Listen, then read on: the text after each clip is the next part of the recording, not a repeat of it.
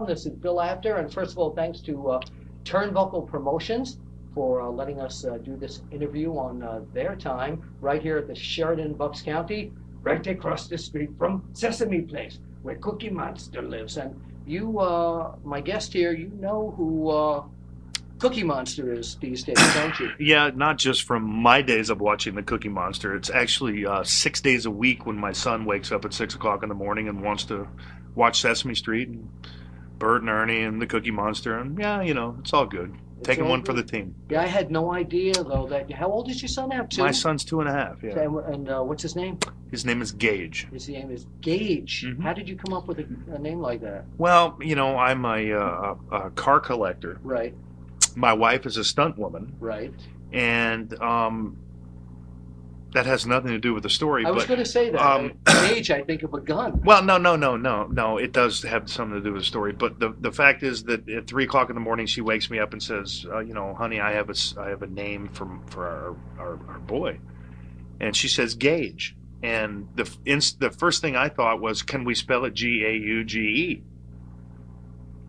And the answer was no. So I tried to name him after a car part, but you know, tried to name him Hammy, tried to name him Cuda, something like that. But those are reserved for my animals now, and his name's Gage. So. She wouldn't go for it. Tell us about your wife. What is it? You mentioned your wife is a... You know, I met my wife. I did a movie up in Edmonton, Alberta, Canada, called Santa's Sleigh. I remember that. Yeah, and I lived up there in the wonderful Great White North for 3 months, and I was fortunate enough to meet a stunt woman on set that was the most wonderful woman in the world. I knew that from the second I met her, and now she's the mother of my 2.5-year-old little boy and my wife. What kind of stunt was she doing? Well, the stunt that she was doing in the show is a far departure from what she normally does. Uh-huh. She did a backflip off of a trapeze on the show or in the movie, but she usually crashes cars and stuff like that. And that's what enamored you to... Well, that's one thing, that, right. You know, her wonderful smile and her sense of humor, mainly her sense of humor, and the fact that she had absolutely no idea who I was under that Santa Claus outfit.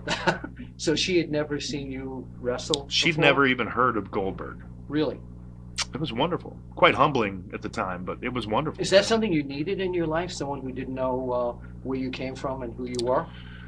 I didn't necessarily need somebody that didn't know who I was and where I came from. I just needed somebody who was stable enough to provide me with that better half, you know. So, yeah. What part of you is, let's say, not stable enough where you need someone to help stabilize the rest of you?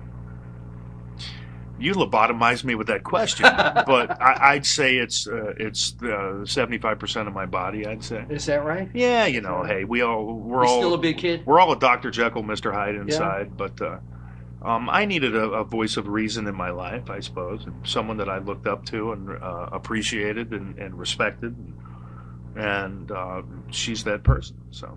Okay, and you look really happy. I have never been happier in my entire life. That's great. I got to tell you. That's and great. You know, you've seen me throughout some good times and bad times. Yeah, I sure have. I've been there. And you know, I tell you what, it's the coolest time in the world to be a father of a 2.5-year-old boy and the husband of a very successful and very wonderful and humbled woman, and not to mention she's pretty hot too. So. You meant she has a TV show as well? She has a TV show. She just finished up second season yesterday. It's on Animal Planet. It's called Faithful Friends. Mm-hmm. And you know, it's wonderful for her because she doesn't have to jump off a building to get paid. You know, so she's just sitting behind a camera reading off a teleprompter, which is kind of easy. Kind of cool.